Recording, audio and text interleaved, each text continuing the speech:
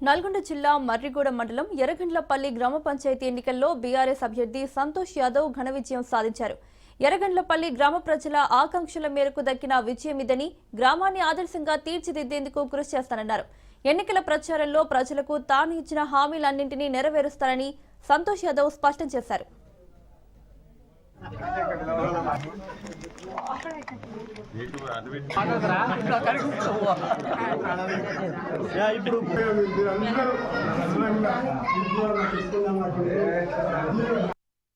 మా నాయకుడు వచ్చిన మేమున్నామని నా వెంట నడిచిన నా అన్నదమ్ముళ్లకు అక్కా చెల్లెళ్లకు అందరికీ మరొక్కసారి మీకు శిరసు వంచి పాదాభివందనాలు తెలియజేస్తున్నా.